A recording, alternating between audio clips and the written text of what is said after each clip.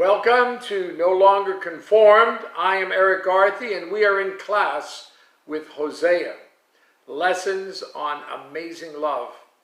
In this session, we'll be looking at Hosea chapter 2, verses 6 and 7, and verses 14 to 20. God's deliverance in love.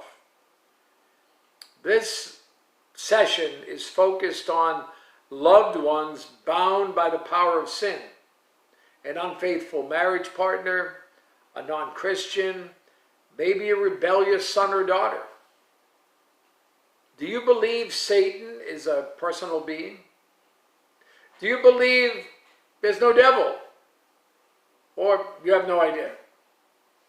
Well, I suggest that you grab a pen and some paper, because we're going to talk about spiritual warfare through three questions. Number one, how does one get into bondage to sin? How does one get into bondage to sin? Well, look at 1 John chapter 2, verses 15 to 17. Do not love the world or the things in the world. If anyone loves the world, the love of the Father is not in him. For all that is in the world, the lust of the flesh, the lust of the eyes, and the pride of life, is not of the Father, but is of the world. And the world is passing away, and the lust of it. But he who does the will of God abides forever. The lust of the flesh, these are actions. The lust of the eyes, those are things. And the pride of life is position in life. The world is constantly serving up temptations. 2 Corinthians chapter 11, verse 14 says, Satan himself transforms himself into an angel of light. And then verse 15 indicates that his ministers, other angels, do the same thing. Christianity is a continuous spiritual battle.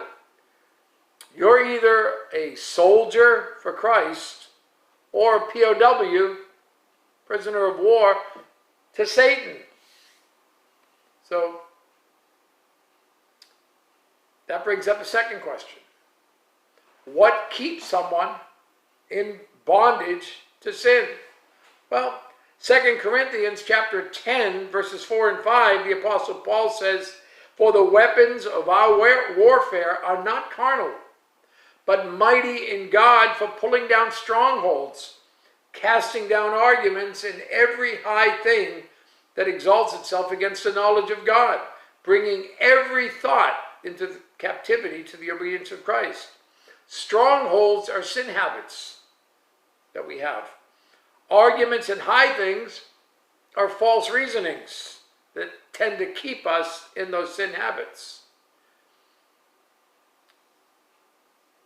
And number three, the third question is, how is bondage to sin overcome? Sin habits must be broken. False reasoning must be defeated. And every thought must be conquered. In the book of Hosea, we read about a love story with a very unusual twist.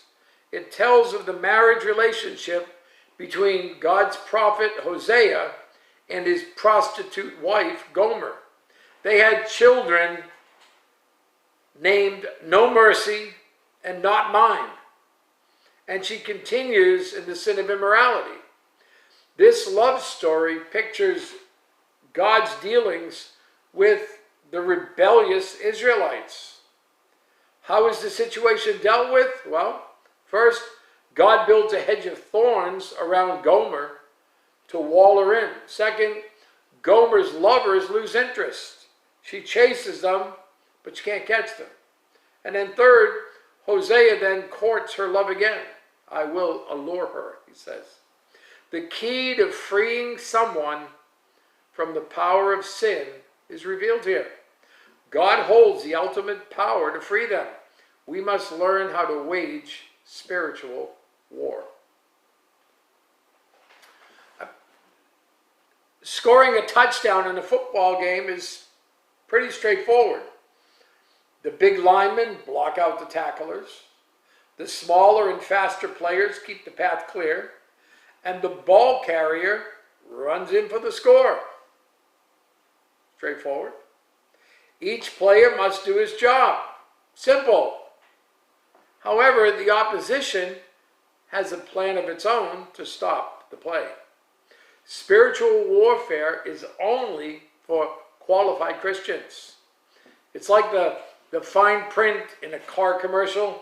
This stunt performed by trained professionals. Don't try this at home.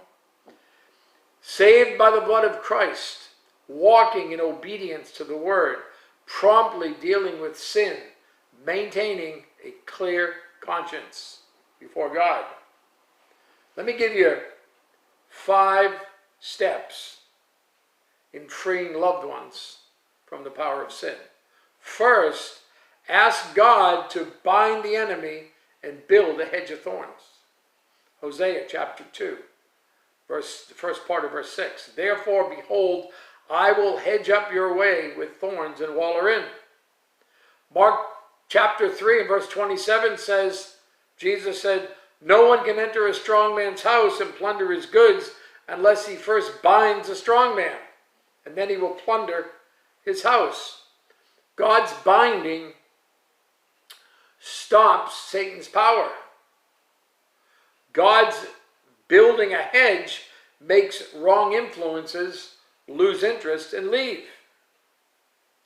Listen, it's good to bind the bee's nest before attempting to burn it. You got to keep them in there so they can't escape, and then you burn it. Because if you just start to burn it, they're going to come out and they're going to be really upset with you. Promises and principles of Scripture. We're talking about God's will. Unfaithful marriage partner.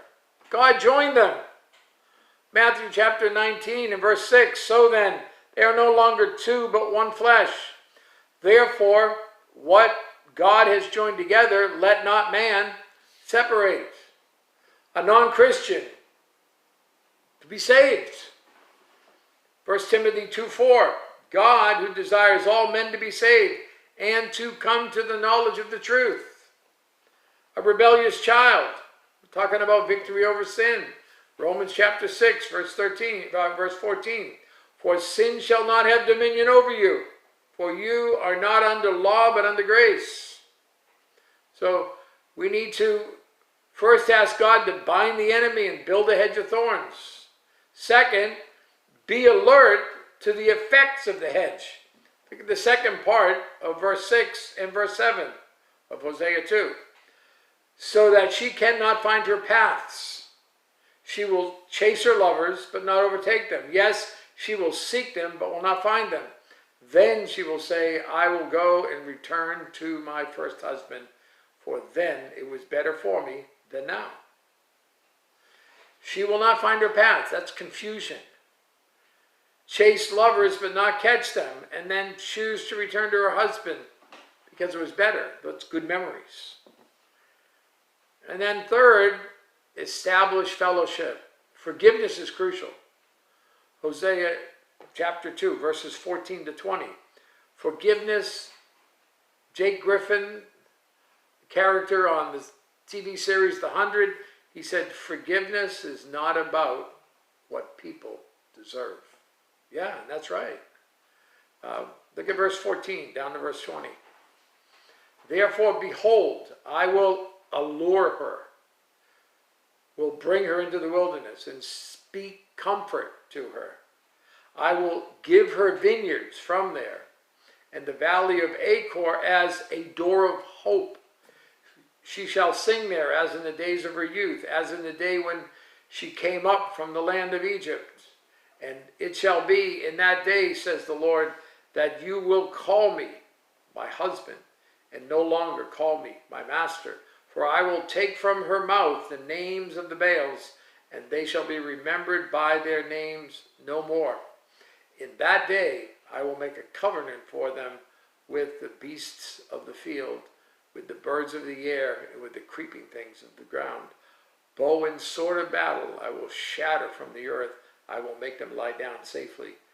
I will betroth you to me forever. Yes, I will betroth you to me in righteousness and justice, in loving kindness and mercy. I will betroth you to me in faithfulness, and you shall know the Lord. That allure her into the wilderness. Get alone. Speak comfort, gentle, loving words. Give her vineyards, purpose, security. The valley of Achor, that's the place of Achan's sin at Jericho. A door of hope. Scars of sin end up becoming a witness. That's what happened with what happened to Achan for Israel. Betrothed forever. That's commitment. And shall know the Lord. That's the principles of Scripture in our mind and heart. And then fourth, tear down false reasoning with truth. John 8:32. And you shall know the truth, and the truth shall make you free. We're talking about self-acceptance versus self-rejection. We're talking about submission to authority versus rebellion. A clear conscience versus guilt or condemnation. Forgiveness versus bitterness. Yielding rights versus anger. Moral freedom versus immoral habits.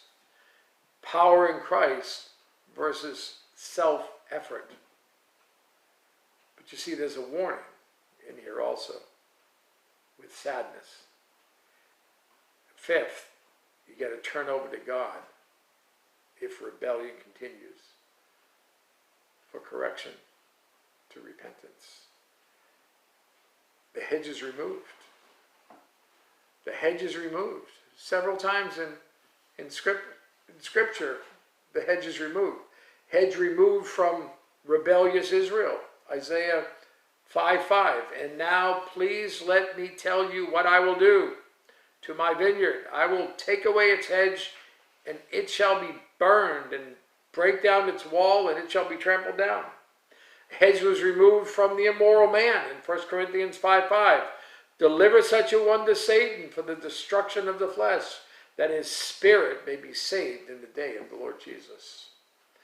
The hedge was removed from Hymenaeus and Alexander. 1 Timothy chapter 1, verses 19 and 20. Having faith and a good conscience, which some, having rejected concerning the faith, have suffered shipwreck, of whom are Hymenaeus and Alexander, whom I delivered to Satan, that they may learn not to blaspheme. Hedge was removed from Job's children. Job chapter 1, verse 12 and verses 18 and 19. And the Lord said to Satan, behold, all that he is in your power. Only do not lay a hand on his person. So Satan went out from the presence of the Lord. Verse 18. While he was still speaking, another came and said, your sons and daughters were eating and drinking wine in their oldest brother's house, and suddenly a great wind came from across the wilderness and struck the four corners of the house, and it fell on the young people, and they are dead, and I alone have escaped to tell you. Listen, hopefully this last step won't be necessary. Be committed to use spiritual weapons to wage war in spiritual matters of sin. The book of Hosea is a great story of God's love, God's amazing love. Talking about his indictment and rejection, but his promise of restoration. And then his actual restoration.